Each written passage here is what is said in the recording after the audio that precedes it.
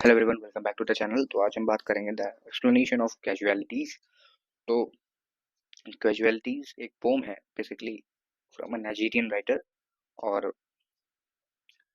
अगर इसकी मैं बात करूं तो हम आज डील करेंगे इसके लाइन बाय लाइन एक्सप्लेनेशन से और detailed explanation along with summary and central theme. तो बात करते हैं explanation of the title, the casualties. The title, the casualties typically suggest victims of war. अब इस वाली पोम में या फिर इस पोम में हम बात करेंगे विक्टिम्स ऑफ वॉर के बारे में, कैसे वॉर के कारण लोग सफर करते हैं। और उसके बाद और अगर देखा जाए तो बट इन दिस पोम, अगर कॉन्ट्रास्ट देखा जाए तो इस पोम में जॉन पेपर क्लार्क ने एक्सपैंड किया है its meaning beyond just those who die in battle. अब जो कि केवल बैटल में मर जाते हैं उनके लिए कैजुअलिटीज नहीं है, और भी कई सारी चीजें हैं जहाँ पे कैजुअलिटीज होती हैं। He includes people who survive but suffer. अब देखिए इस कैजुअलिटी पोम में वो जो हमारे जॉन पेपर क्लार्क हैं वो उन लोगों को भी इंक्लूड करेंगे जो कि सर्वाइव कर जाते हैं लेकिन सफर करते हैं। कैसे सफर करते हैं?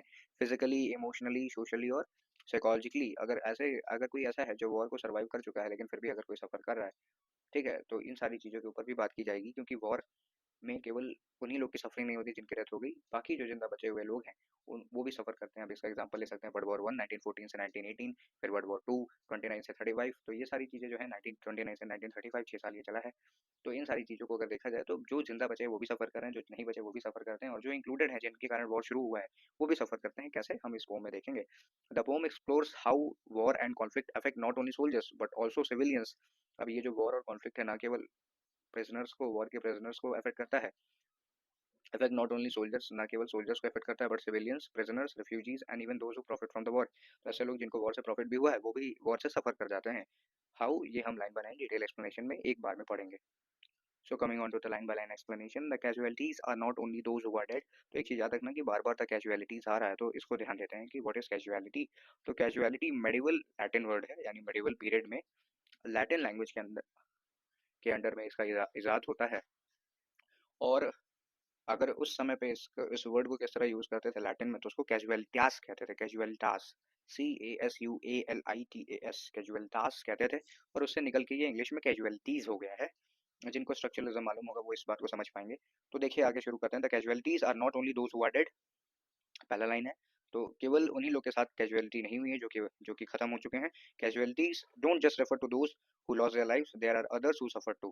फिर अगले लाइन देखते हैं। They are well out of it, the dead are at peace free from suffering. यानी कि जो जो लोग मर चुके हैं उनके साथ तो कैजुअलिटी हो गया, लेकिन अब वो कैजुअलिटी यानी सफरिंग से आज़ाद हो चुके हैं, क्योंकि भाई उनकी मौत हो चुकी है। तो अब उनके उनके दरमियान कोई भी दर्द या फिर कोई भी ऐसा वाकया नहीं रह गया, क्योंकि वो अपनी जान खो चुके हैं।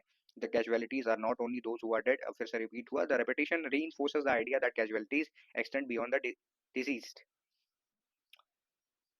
अब यहाँ पे इस बात को समझने वाली बात है कि the casualties are not only those who are dead, यानी कि ऐसे लोग के साथ केवल कैजुअलिटी नहीं हुई है, या वो लोग केवल कैजुअलिटी में नहीं काउंट होंगे जिनकी डेथ हो गई, बल्कि बाकी और सारे लोग भी हैं जिनके साथ कैजुअलिटी हुई है और उन्हें हमें गिनना पड़ेगा।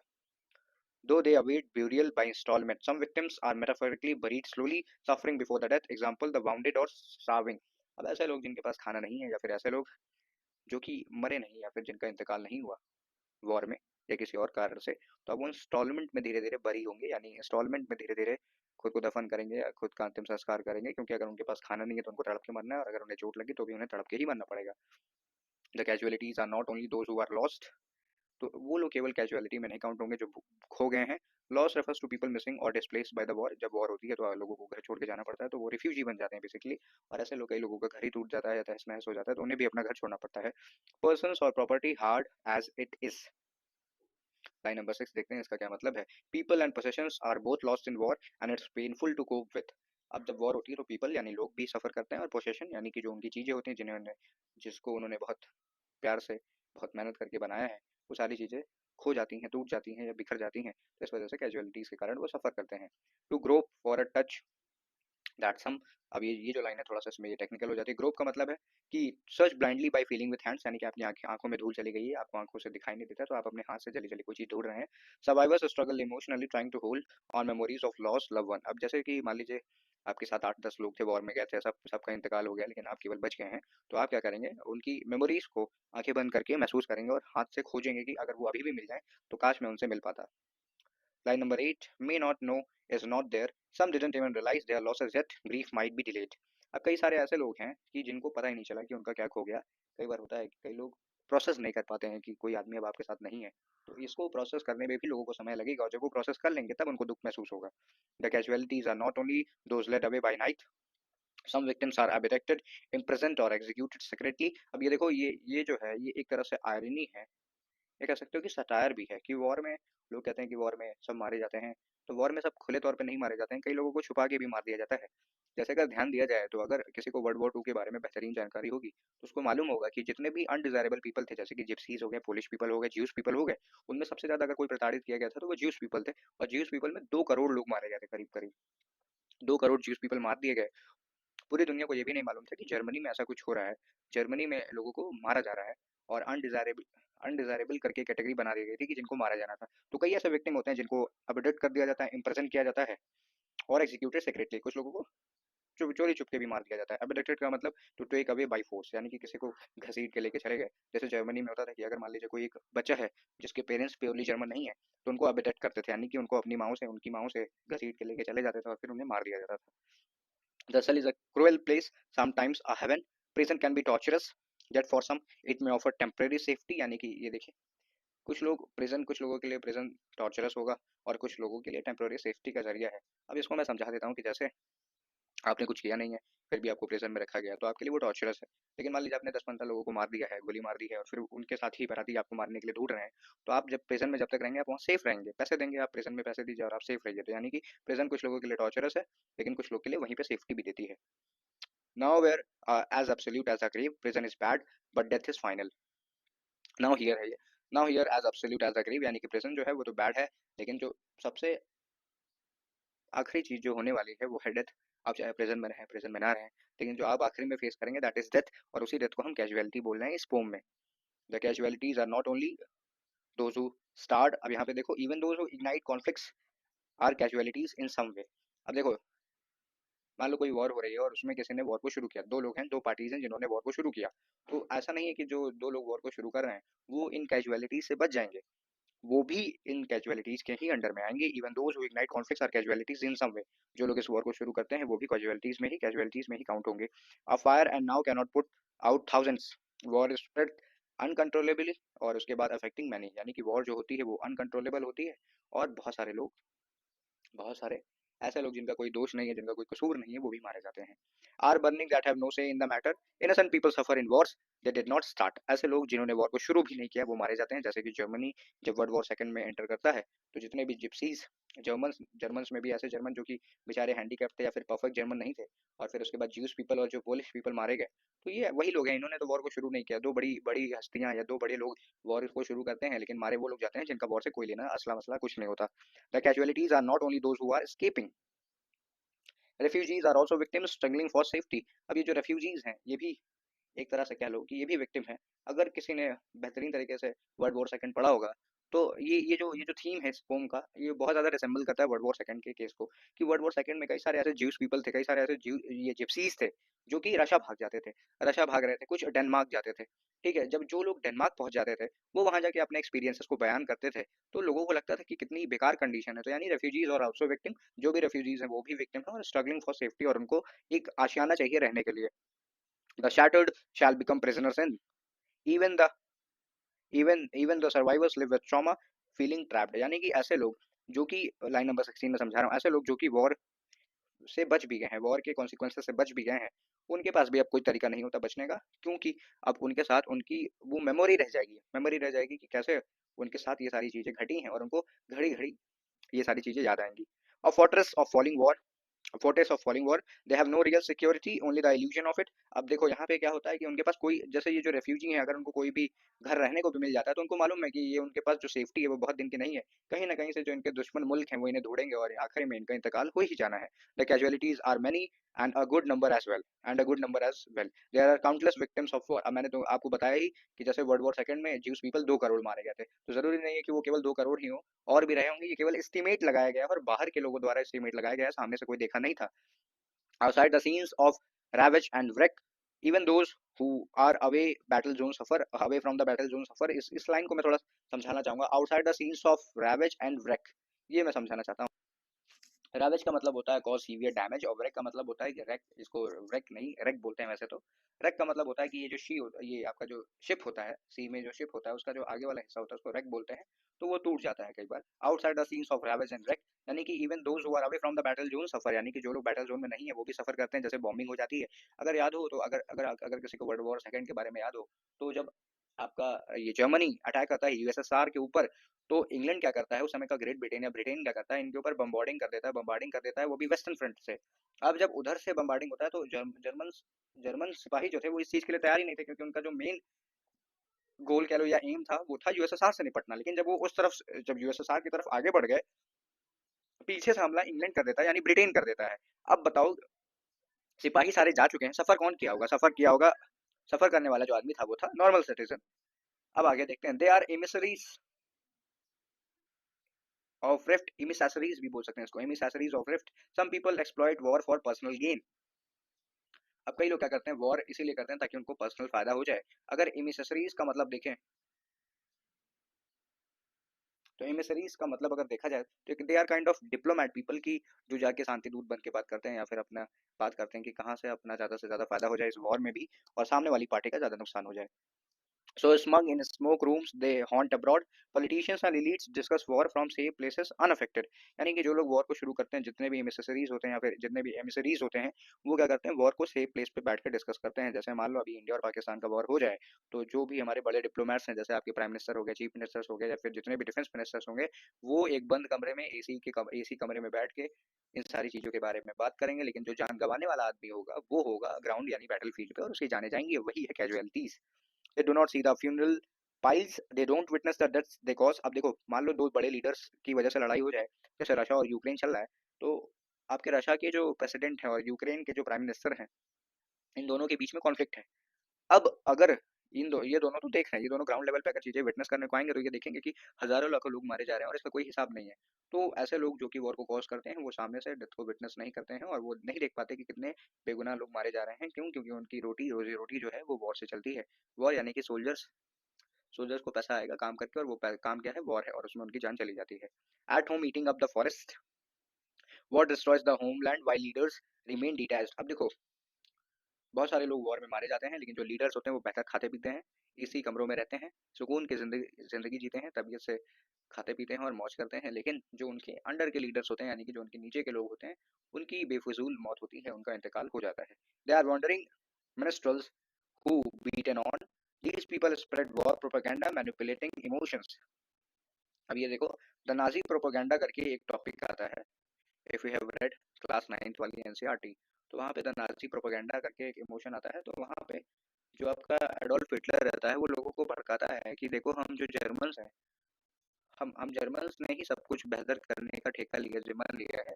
और अगर कोई इस पूरी दुनिया में कोई परफेक्ट है, तो वो जर्मन्स इकलौते ऐसे लोग हैं जो कि परफेक्ट हैं। तो इसका मतलब ये है कि पूरी दुनिया में जीने का अधिकार केवल जर्मन्स को है, और बाकी लोगों को हमें एलिमिनेट कर देना चाहिए। तो ये एक वॉर प्रोपेगेंडा है। तो दीज पीपल, यानी कि जो ऐसे मिनिस्टर्स होते हैं जो कि वॉर को कॉज करते हैं, ये क्या करते हैं, वॉर प्रोपेगेंडा फैलाते हैं और मैनिपुलेटिंग इमोशंस, यानी कि कोई अगर एक आम इंसान है जिसको ज्यादा जानकारी नहीं है, वो इन सारी चीजों को अगर सुनेगा, तो भाई चौंक जाएगा कि ये सब क्या हो रहा है। अब हिटलर वॉर प्रोपेगेंडा को दर्शाने के लिए क्या यूज करता है, तो वो यूज करता है डार्विन की theory, the theory of evolution. वो बताता है कि जर्मन्स, ये जो आर्यंस हैं, वही इकलौते ऐसे लोग हैं जो बेहतरीन एवोल्यूशन का कारण है, और बेहतरीन एवोल्यूशन करते हुए हम आज हायरार्की में सबसे ऊपर आके बैठ गए हैं। और एक चीज वो और यूज करता है स्पेंसर का, और वो ये रहता है, स्पेंसर नहीं नाम था, कुछ और नाम था, वो यूज करता है the survival of the fittest. तो ये दो जो बातें वो करता है, एक मिनट में नाम भी बता देता हूँ। Herbert Spencer, HERBERT, Herbert SPENCER। Herbert Spencer के नाम पे वो बोलता है the survival of the fittest.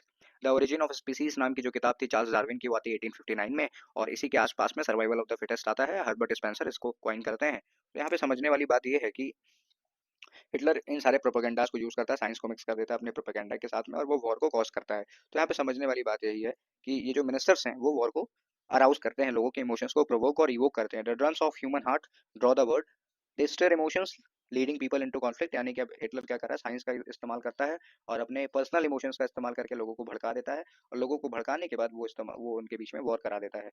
Into a dance where rights it does not know, war forces people into situations they don't understand. अब देखो जब वॉर होती है तो इस वाली लाइन नंबर 26 का मतलब ये है कि वॉर कई लोगों को फोर्स कर देती है ऐसे सिचुएशन में जाने के लिए जो वो कभी समझ भी नहीं सकते हैं। The drums overwhelm the girls, propaganda is sometimes stronger than physical war. अब ये जो प्रोपेगेंडा है वो कई बार स्ट्रॉन्ग होता है फिजिकल वॉर से भी ज्यादा। अब देखो ये जो प्रोपेगेंडा था वो नाजी प्रोपेगेंडा करके ये जो टॉपिक है, मेरे पास तो किताब है फिलहाल, तो अगर मैं इससे देख के बताऊं तो the racial utopia, the Nazi propaganda और the Nazi cult of motherhood, the art of propaganda, इसमें इन सारी चीजों का इस्तेमाल कर करके आप आपके ये क्या नाम था एडोल्फ हिटलर ने लोगों को, बहुत सारे लोगों को मारा है। और द मोस्ट इनफेमस फिल्म अगर आप देखना चाहें तो द इटर्नल ज्यू देख सकते हैं, जहां पे आप समझ जाएंगे कि कैसे प्रोपोगेंडा का इस्तेमाल करके बेगुनाह लोगों को मारा जाता है। Caught in the clash of counter claims and charges.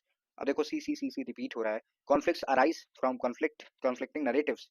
अब देखो कॉन्फ्लिक्ट कैसे आता है, अब जर्मन्स कह रहे हैं कि हम सबसे बेहतर हैं, ज्यूज का ये मानना है कि हम भी ठीक ठाक हैं। अच्छा देखो ज्यूस ज्यूस पीपल को खराब क्यों माना गया था वर्ल्ड वॉर में, तो ज्यूस पीपल को खराब इसलिए माना गया था वर्ल्ड वॉर में क्योंकि यही वो लोग हैं जिन लोगों ने जीसस क्राइस्ट को हैंग किया था यानी क्रूसीफाई किया था।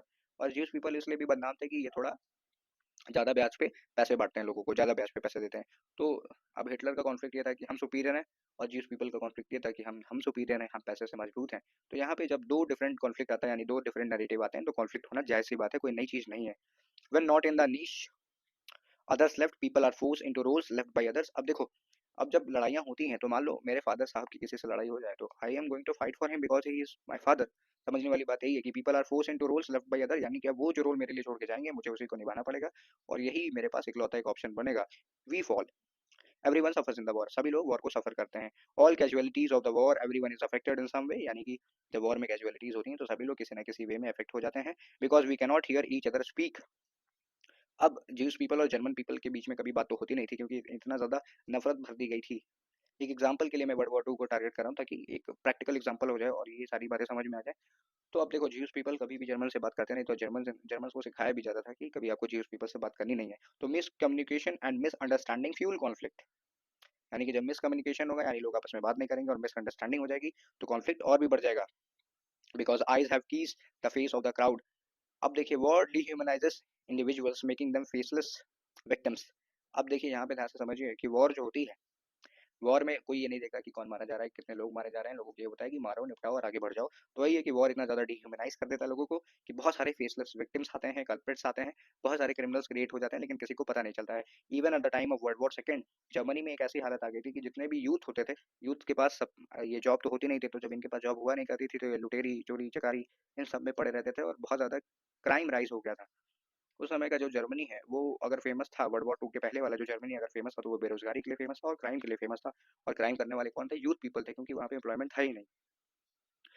बिकॉज वेदर वी नो और वेदर अवेयर और अनअवेयर। अब देखो ये जो लाइन है लाइन नंबर 34 इंजॉयमेंट है, यानी कि अगर हमें मालूम हो चाहे ना मालूम हो फिर भी वॉर का पार्ट बन जाते हैं और वही सारे काम करने लग जाते हैं। Do not extend of wrongs on all side, there are wrongs on both sides of the war, यानी कि अगर मान लो ब्रिटेन ने उधर से बम्बार्डिंग की और ये जो आपका जर्मनी है वो यूएसएसआर की तरफ लड़ाई करने के लिए बढ़ गया था, तो देखा जाए तो इसमें जर्मनी का भी गलती है कि वो क्यों यूएसएसआर के ऊपर अटैक करना चाहता है, और इसमें ब्रिटेन की भी गलती है कि उसने बम्बार्डिंग क्यों कर दी। ये लोग समझौते कर सकते थे लेकिन फिर भी लड़ रहे थे, यानी कि वॉर अगर हो रही है तो दोनों साइड की गलती है, किसी एक साइड की पर्टिकुलर गलती नहीं है। We are characters now other than before, war changes people's identities, यानी कि वॉर के बाद मान लीजिए इंडिया और पाकिस्तान का वॉर होता है और इंडिया जीत जाता है तो हम जो पाकिस्तानी होंगे उनको भी हम इंडियन ही बना देंगे, और मान लो पाकिस्तान जीता है जो कि होगा नहीं लेकिन फिर भी ऐसे सपोज कर लो कि वो अगर जीत जाएंगे तो वो हमें भी पाकिस्तानी बुलाएंगे क्योंकि अब हम उनके लैंड पे आ चुके हैं, उन्होंने हमारे ऊपर कब्जा कर लिया है। तो इसका मतलब है कि वॉर पीपल की आइडेंटिटी को चेंज कर देता है। द वॉर बिगिन हो गया है। The stay at home unsettled, even those who remain home are disturb. अगर वॉर हो जाता है तो इंटरनेट फैसिलिटी नहीं मिलती, बिजली नहीं मिलती है, पानी नहीं मिलता और खाना नहीं मिलता, सारी सरकारी सुविधाएं हमें नहीं मिलती है, बाहर जाने से मना होता है, पाबंदी लग जाता है, कर्फ्यू लग जाता है। और इसका मतलब ये है कि जो घर पे हैं वो भी सफर करेंगे और जो बाहर है वो तो सफर कर ही रहे हैं। By taxes and humors, the looters for office, war causes economic instability and political corruption। अब वॉर की वजह से ग्रेट डिप्रेशन भी आया भाई, सबको पता होगा, तो यानी कि वॉर की वजह से इकोनॉमिक इनस्टेबिलिटी आती है और पॉलिटिकल करप्शन भी आ जाता है। लाइन नंबर 39 देखते हैं। And wars fearful every day, the owners में रिटर्न, पीपल स्टील, यानी कि क्राइम बढ़ जाता है। Fearing the rightful owners might come back. अब देखो यहाँ पे समझने वाली बात है कि जब जैसे मान लो कई कई सारे सोल्जर्स हैं वो अपने घर को छोड़ के चले जाते हैं और अगर उनके यहाँ मान लो they are single and bachelor तो उनके यहाँ ताला लगा हुआ है, तो अगर खाने की कमी हो गई है मोहल्ले में तो लोग क्या करेंगे, उस घर को तोड़ेंगे और जो कुछ भी मिलेगा उस रिसोर्सेज को इस्तेमाल करेंगे अपनी जरूरत को भरने के लिए। और इसी चक्कर में वो क्राइम कर बैठे हैं क्योंकि उनके पास उनकी जरूरतें थी, वो जरूरतें पूरी नहीं हुई तो उन्होंने घर को तोड़ना ही सही समझा, उस घर के ताले को तोड़ के अपने लिए रिसोर्सेज निकालना सही समझा। तो यहाँ पे यही सारी बातें हो रहेंगी। जब भी वॉर होगा इकोनॉमिक इनस्टेबिलिटी आती है और क्राइम रेट बढ़ जाता है। अब अगली लाइन देखते हैं, ये दोनों लाइन मैंने बता दी हैं। वी ऑल आर कैजुअलिटीज, हम सभी के सब कैजुअलिटीज में इन्वॉल्व हो जाते हैं। Everyone is affected, all sagging age are people are emotionally and physically drained, यानी कि बहुत सारे लोग इमोशनली और फिजिकली ड्रेन हो जाते हैं। The cases celebrated for the cases celebrated for कशिकोर, इसको कोशिवोकोर बोलते हैं वैसे तो, कोशिवोकोर, KWASHIOR कोशिवोकोर। कोशिवोकोर मैल न्यूट्रिशन होता है, ये प्रोटीन की डिफिशियंसी की वजह से कॉज होता है, और ऐसी ऐसी वैसी प्रोटीन की डिफिशियंसी नहीं, सीवियर प्रोटीन डिफिशियंसी, यानी बहुत ज्यादा अगर किसी की बॉडी में प्रोटीन कम हो जाता है तो उसको कोशिवोकोर हो जाता है।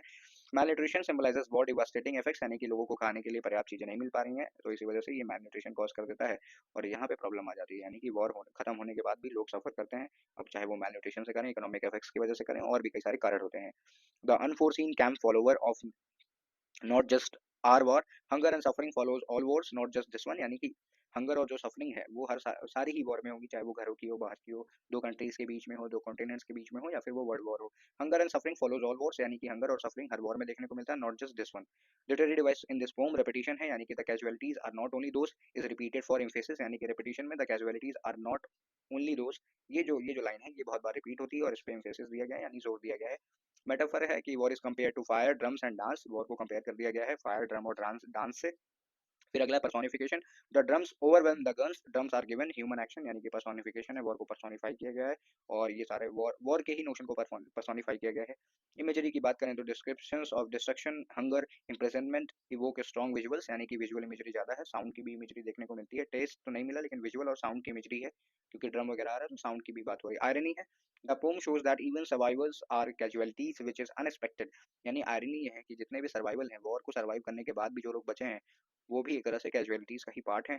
और सिंबोलिज्म, ये जो खविश स्कोर है, यानी कि ये जो वर्ड है मैलन्यूट्रिशन का, जो कि आ जाता है जी, एक बीमारी है जो कि होती है सीवियर प्रोटीन डिफिशियंसी के कारण, symbolizes suffering of war victims, यानी कि उनको प्रोटीन यानी कि पर्याप्त खाने पीने की चीजें भी नहीं मिल पा रही हैं। सेंट्रल थीम देखें, the central theme of the is far reaching effects of war, यानी कि हमारी जो सेंट्रल थीम है उसमें far reaching effects of war के बारे में बात हो रही है कि वॉर कैसे केवल वॉर तक सीमित नहीं है, वॉर के अलावा भी बहुत सारे कॉन्सिक्वेंसेस होते हैं। The poet argues that war affects everyone, soldiers, civilians, prisoners, politicians, even those profiting from it, यानी कि ऐसे भी लोग को वॉर अफेक्ट करता है जिन जो उससे प्रॉफिट ले रहे हैं, उनको भी वॉर अफेक्ट करती है। It transforms people spread suffering and leaves lasting scars on society. अब देखो, पीपल पीपल बदल जाते हैं, वॉर के बाद लोग बदल जाते हैं, स्प्रेड सफरिंग यानी बहुत ज़्यादा सफरिंग फैल जाती है, और सारे लोगों के ऊपर स्कार्स यानी कि चोट के बाद के जो निशान बचते हैं वो छूट जाते हैं, और सोसाइटी परेशान हो जाती है।